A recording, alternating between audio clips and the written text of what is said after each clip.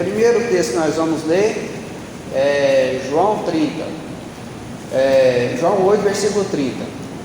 Diz assim: dizendo ele essas coisas, muitos creram nele. Versículo 31, por favor. Versículo 31 vai dizer: Jesus dizia, pois, aos judeus que criam nele: se vós permaneceres na minha palavra, verdadeiramente sereis meus discípulos. João 8,32, um texto muito conhecido da Bíblia: e conhecereis a verdade, e a verdade vos libertará. Vamos para um dos textos agora, base da campanha, Atos 16, 25. Atos 16, 25, nós vamos ler o versículo 25 e o versículo 26 de Atos. Glórias a Deus. Atos 16, 25 e 26, que é um dos textos básicos para a campanha que nós estamos fazendo. E perto da meia-noite, Paulo e Silas oravam e cantavam hinos a Deus, e outros presos os escutavam. E de repente sobreveio um tão grande terremoto, que os alicerces do cárcere se moveram, e logo se abriram todas as portas, e foram soltas as prisões de todos. Vamos ler ainda Atos 1, 8. Atos capítulo 1, versículo 8. Vai dizer o seguinte, palavras de Jesus: mas recebereis a virtude do Espírito Santo, que há de vir sobre vós, e ser-me-ei testemunhas tanto em Jerusalém, como em toda a Judéia e Samaria, e até os confins da terra. O último texto, que é o segundo texto da campanha, Gálatas 5, versículo 1. Estais, pois, firmes na liberdade com que Cristo vos libertou, e não nos tornei a meter-vos debaixo do jugo da escravidão, ou da servidão. Os irmãos podem se sentar. Eu quero convidar vocês para a gente, quem trouxe a Bíblia, ficar com a Bíblia aberta durante os textos. Embora eu li aqui muitos textos, eu vou ser bem breve, bem objetivo. 80% do meu tempo vai ficar aqui no capítulo de João 8, e 20% eu encerro aqui, vai ser bem rápido, porque nós estamos vindo de uma maratona, de cultos. Teve a conferência sexta, sábado, domingo de manhã, domingo de noite, e nós já emendamos aí na oração. Então pretendo ser bem objetivo aqui, bem rápido, embora, como eu disse, eu li muitos textos. Peguei aqui duas referências da campanha, que é Atos 16 e Gálatas 5, e também peguei outros dois textos aqui, de João e Atos 1, para que nós possamos fazer aqui um pequeno estudo sobre o tema da campanha, que é quebrando cadeias para viver a plenitude da liberdade. Meus irmãos, talvez você não saiba, ou se você sabe, vai ouvir mais uma vez: salvação é para o ímpio, para o perdido. Libertação é para o crente. Talvez você não saiba disso, ou se você sabe, vai ouvir de novo. Salvação é para o ímpio, para o perdido. Libertação é para o crente. Nós lemos aqui João 8,30, diz o seguinte: dizendo Jesus estas coisas, muitos creram nele. Após Jesus pregar um grande sermão, muitos creram nele. Versículo 31. Jesus dizia, pois, aos judeus que criam nele. Para quem Jesus estava dizendo? Para os judeus que criam nele. A salvação é pela fé. Então Jesus estava dizendo aqui para os salvos: se vos permaneceres na minha palavra, verdadeiramente sereis meus discípulos, e conhecereis a verdade, e a verdade vos libertará. Libertação, irmão, é para o crente. Por isso Jesus pregava e ensinava.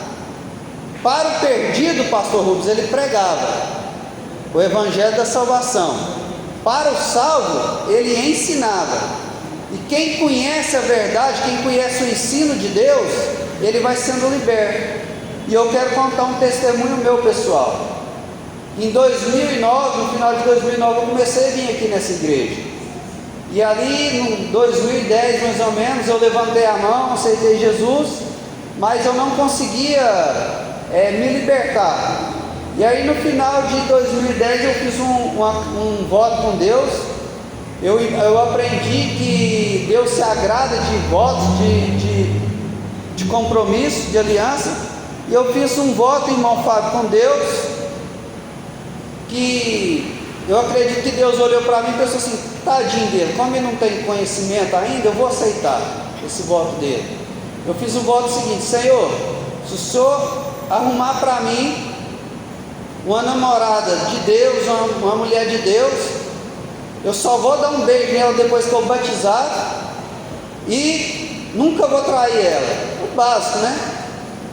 Mas falei na minha sinceridade. E aí estava trocando de pastor, o pastor Robson estava vindo para cá, e nesse meio prazo eu conheci minha esposa. E aí a gente saiu algumas vezes conversando e tal. E aí na minha época de jovem, né, muitas vezes quando o camarada ficava muito amigo da pessoa, e aí depois chegava na pessoa e pensava: não, vamos deixar esse trem quieto, porque nós é muito amigo, né? Eu pensei: eu não vou deixar ficar muito amigo não, mas eu também não posso beijar ela, como é que faz? Eu fiz o voto, né, com Deus.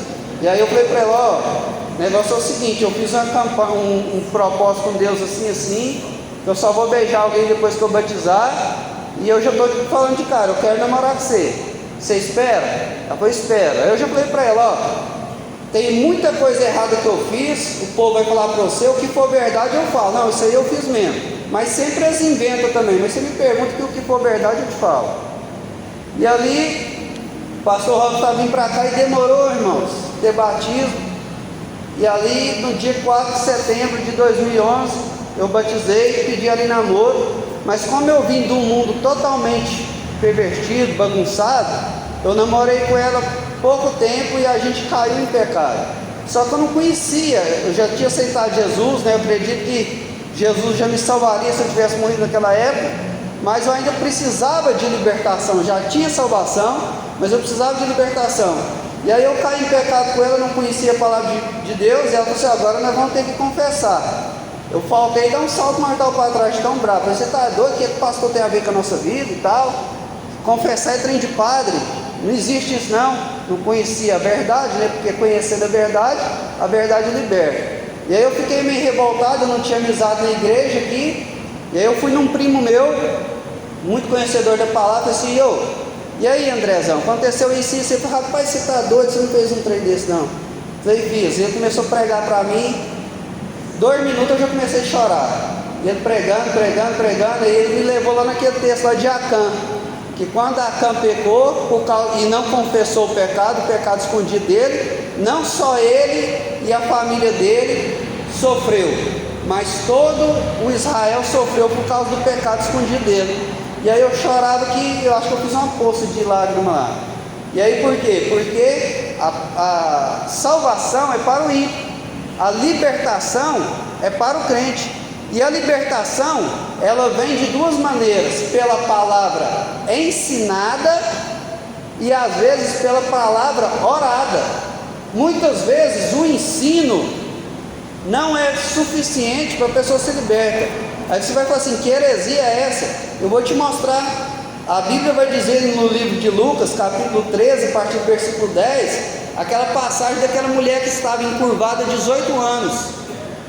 Ela ia na sinagoga, ela ouvia a palavra de Deus, inclusive ela estava ouvindo o dia que Jesus estava pregando. Inclusive Jesus vai dizer no versículo 16 que ela era filha de Abraão, ou seja, ela era salva, mas o demônio só saiu na hora que Jesus orou e expulsou aquele mal. Então a libertação, ela vem pelo ensino da palavra, mas muitas vezes, além do ensino, é preciso também repreender o demônio, repreender o mal, o que nós chamamos de batalha espiritual. Eu estava no começo da minha fé, e o pastor Jefferson Garcia, que sempre eu gosto de trazer ele aqui para pregar, eu admiro muito o ministério que Deus deu para ele. Ele foi pregar lá na igreja Vila Nova da Vila Enedina, quando o pastor Lucas era pastor lá. E ali na época eu era diácono, eu falei assim, vou lá participar. E aí, como eu era visitante, eu não fui, como é o nosso costume, de gravata, nem de camisa, fui normal, igual o Miguel tá ali, calça jeans, manga curta. Aí cheguei lá e falei assim, não vou ganhar oportunidade mesmo, vou lá só para ouvir, era festividade, falei, jamais vou ganhar uma oportunidade. Aí cheguei lá, sentei lá, o pastor Gerson pregando, e quando ele estava pregando, tinha uma mulher lá, que falava em línguas, e chorava e falava em línguas. Aí eu olhei para ela assim, e eu conheci ela lá do presídio, que a gente evangelizava no presídio. Eu pensei, será que essa mulher converteu mesmo? Aí na minha mente eu pensei assim, misericórdia, se Deus salvou eu, por que não vai salvar ela? Aí fiquei tranquilo, fiquei assim tranquilo, ela chorando, falando em línguas, e glorificando, e dando glória e tal. Acabou a pregação dele, ele fez o apelo, algumas pessoas foram aceitar Jesus, inclusive ela. Eu pensei, não estou entendendo nada. Essa mulher está falando em língua, está glorificando desse jeito, que vai aceitar Jesus de novo. E aí, como eu conhecia a vida dela, o pastor Gerson pregou uma mensagem maravilhosa, trouxe um ensino maravilhoso. Como eu conhecia ela, aí o pastor Gerson disse assim, eu quero convidar aqui o irmão Emanuel para orar para as pessoas que aceitou Jesus. Eu até tomei um susto, assim, logo eu, Aí eu cheguei lá, quando ela tinha vindo na frente primeiro, eu coloquei a mão na cabeça dela, e como eu conhecia a vida dela, eu falei, Senhor, liberta ela do vício. Na hora o demônio já gritou, e ela começou a manifestar ali, a gente orou e expulsou. Ela escutou a palavra, escutou o ensino, mas foi necessário também orar e expulsar o demônio. Então a libertação, irmãos, muitas vezes ela vem pelo ensino da palavra, e na maioria das vezes o próprio ensino é suficiente, mas em algumas casos é preciso você orar, impor as mãos, e inclusive renunciar a pecados que nós cometemos, alianças que nós fizemos, igual a nossa irmã disse que ela tinha uma aliança. Tenho certeza que ela fez a oração de renúncia, desligando de tudo aquilo que ela fazia. Então isso é algo que nós precisamos ter em mente. E aqui no livro de Atos, capítulo 16, versículo 25 e 26, que é um dos textos da campanha, vai dizer que perto da meia-noite, Paulo e Silas, eles com as costas machucadas, sofrendo, com os braços e pés amarrados no tronco, no cárcere inferior. Quando você vai ver essa questão do cárcere inferior, estavam dentro de um buraco. E os historiadores vão dizer que as necessidades que as pessoas faziam no andar de cima caía lá, um lugar fedido, um lugar escuro, um lugar horrível. Eles com as costas tudo machucadas. Quem já teve um ralado forte, caiu de moto, alguma coisa assim, teve um ralado forte assim no corpo, sabe que dá até febre. Eles ali tudo machucado, mas mesmo assim eles louvavam, mesmo assim eles oravam. Mesmo na prisão, irmã Michele, na cadeia tem muito mais regra do que aqui fora. Eu já fui muitas vezes lá tem muito mais regra do que aqui fora. Jamais, se Deus não tivesse na vida deles, os presos iam deixar ficar cantando e louvando até meia-noite. Jamais, porque de certo horário lá é tudo caladinho. E aqui o que me chama a atenção nisso aqui é o seguinte: é lindo ver o que aqueles homens viveram. Como disse aqui o pastor Leandro, um terremoto que veio de cima, que abriu as prisões. É lindo ver eles vivendo aquele milagre, o carcereiro sendo salvo, a família do carcereiro sendo salvo. É muito lindo ver isso, mas eles só viveram o que eles viveram por causa do texto que nós lemos em Atos 1, versículo 8. Jesus fez uma promessa: permanecer em Jerusalém até que do alto seja revestido de poder. E ali eles obedeceram a promessa e foram revestidos de poder. E depois, quando você vai ver a história de Paulo, ele, embora ele não estava lá no dia de Pentecoste, quando ele teve um encontro com Jesus, imediatamente ele já ficou 3 dias em oração e jejum. E a Bíblia vai dizer que antes deles serem enviados para a viagem missionária, eles estavam na igreja em oração e jejum, revestidos de poder. O próprio Jesus só fez a obra pública depois que ele foi lá e se batizou nas águas e foi batizado com o Espírito Santo, foi para o deserto cheio do Espírito e regressou do deserto no poder do Espírito. Meus irmãos, Nós queremos libertação e também queremos libertar os oprimidos, sim ou não? Nós precisamos nos encher do poder de Deus. Eu orei muito para o Miguel ser batizado com o Espírito Santo e foi batizado. Orei muito para a Manuela ser batizada com o Espírito Santo e foi batizado. Tenho orado muito pelo Davi. Inclusive, no nosso passeio que nós estamos planejando amanhã, se der tudo certo, nós vamos numa conferência do Espírito Santo em Uberlândia também. Porque eu quero ver meus filhos cheios do poder de Deus. Por quê? Porque nós fomos chamados não somente para ser livres, mas também para libertar. Amém? E aí quando nós chegamos no Gálatas 5:1, que é o texto que também está na campanha, vai dizer o seguinte: Paulo falando ali aos Gálatas: vocês já são livres, não volta para o jugo da escravidão não, porque eles queriam voltar para o judaísmo, circuncisão, guardar o sábado, essas coisas, que se vocês já são livres, não volta para essas velhas práticas não.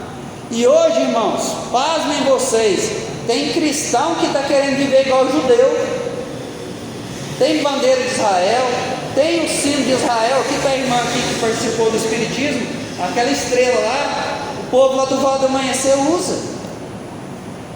Quer tocar chofar, quer colocar roupa de judeu, quer voltar para as velhas práticas, irmãos. Aquilo é ponto para os demônios descer. Aquilo é ponto para os demônios descer. Tem que fazer o ponto lá no chão para eles descer. Cada um tem seu ponto. Está vendo, irmãos?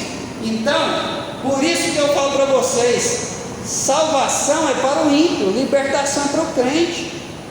Libertação é para o crente. Então nós precisamos a cada dia ser libertos.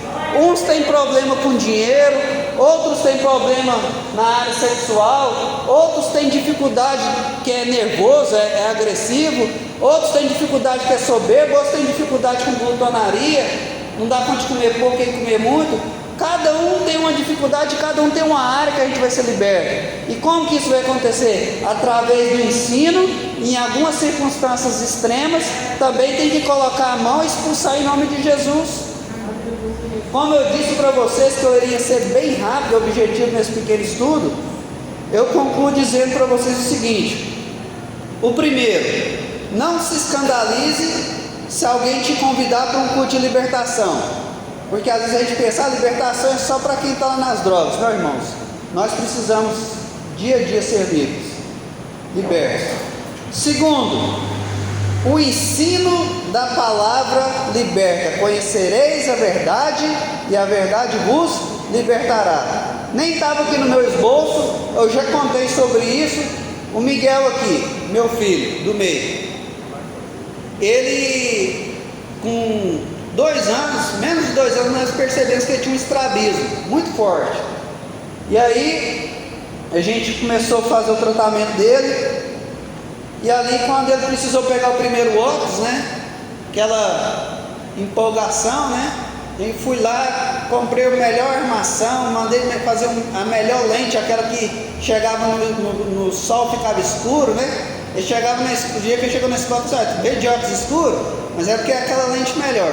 Chegava lá, pegava o óculos da caixinha dele, limpava, colocava nele, e aí ele estava com dificuldade, porque ele tinha um óculos e um tampão. E um dia nós chegamos ali no João Marcelino, aí na hora que eu fui descer ele para pegar a caixinha do óculos dele no mochila, eu falei assim: não, pai, pode deixar que eu mesmo coloco o óculos. Aí eu achei estranho, né? Aí eu falei assim: então coloca aí. Aí ele já deu aquela risadinha sem graça. Eu falei assim: você não trouxe o óculos? Aí ele falou assim: não, deixei lá no balcão. Aí eu falei assim: entra para dentro que agora eu trago. Aí eu fui lá, busquei o óculos. Eu aperto eles, mas esse dia eu não disciplinei, não fiz nada. Só cheguei, entreguei o óculos na mão dele e falei assim para esse: meu filho, olha aqui para o papai. Papai não precisa de óculos. Olha aqui para o papai, o olho do papai não é tortinho. O papai foi lá e comprou para você o melhor óculos, a melhor lente, levou você lá em Goiânia, fez tudo. Quem precisa disso aqui é você. Quem precisa disso aqui é você. Então, você não está mentindo para mim, você está mentindo para você mesmo. Aí eu ensinei sobre isso e esqueci. Aí passou uns dias e eu falei assim: papai, aquele dia eu estava mentindo para mim mesmo, né? Eu disse: pois é. Por quê? Porque o conhecimento liberta. Às vezes, se eu só tivesse brigado com ele, disciplinado ele ia pensar: meu pai é enjoado. Ia pensar que eu que estava precisando. E assim somos nós com Deus, porque quem não conhece, pensa, eu vou lá na igreja, vou ser dizimista, Deus tem que me honrar. Que isso, irmãos? É nós que precisamos de Deus, não é Deus que precisa de nós, não. E terceiro lugar, como eu já disse, vou reforçar, tem casos que a gente precisa entrar na batalha espiritual, orar e repreender. E o último ponto dessa mensagem, que está lá em Gálatas 5, permaneça na palavra.